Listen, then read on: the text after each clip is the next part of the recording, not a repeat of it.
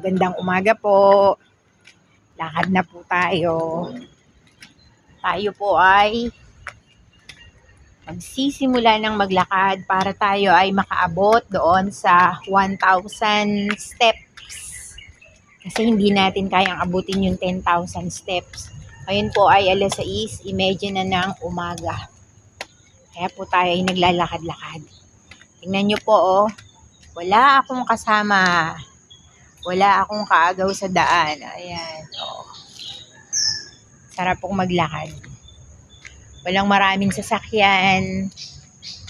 Kaya po paborito ko dito ako naglalakad. Ayan, oh. Irrigation.